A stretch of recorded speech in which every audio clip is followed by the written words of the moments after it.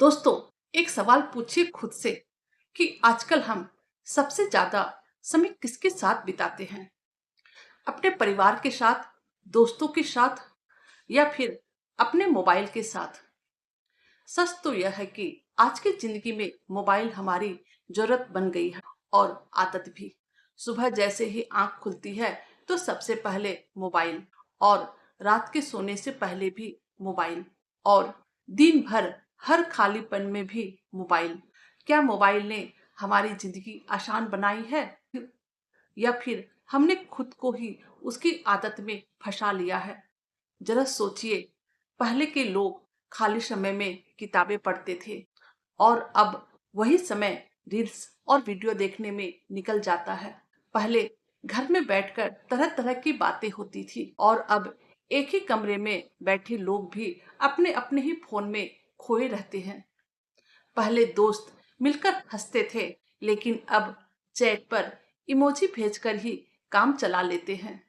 मैं नहीं कह रही हूँ कि मोबाइल बुरा है, लेकिन समस्या तो तब शुरू होती है कि जब हम उसे इस्तेमाल नहीं करते, बल्कि वह हमें इस्तेमाल करने लगता है। याद रखिए, मोबाइल हमें जानकारी तो देता है, लेकिन असली समझ अनुभव से ही आती है। मोबाइल हमें दुनिया से जोड़ता है, लेकिन अगर हम अपनों से ही दूर हो जाएं, तो यह जुड़ाव अधूरा है। आजकल बच्चे हो या बड़े, सभी के हाथों में फोन है, लेकिन दिल से दिल की बात कम होती जा रही है। कई बार हम एक मैसेज का जवाब तुरंत तो दे देते हैं, लेकिन घर में बैठे अपने माता पिता की बात बिल्कुल भी ध्यान से नहीं सुनते हैं।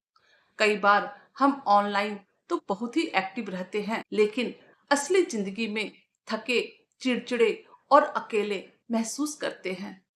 इसका मतलब यह नहीं है कि मोबाइल छोड़ देना चाहिए। नहीं, मोबाइल बिल्कुल नहीं छोड़ना चाहिए। मोबाइल से पढ़ाई होती है, काम होता है, कमाई होती है और हमें बहुत कुछ सीखने का मौका भी मिलता है। लेकिन जरूरत है एक संतुलन बनाने की, कि जो समय हम स्क्रीन पर बर्बाद कर देते हैं, वही समय हम अपने स्वास्थ्य, रिश्तों और भविष्य में लगा सकते हैं।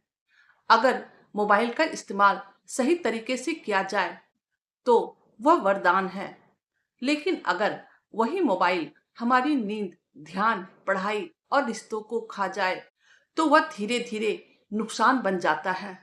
इसीलिए आज से एक छोटा सा नियम बनाइए।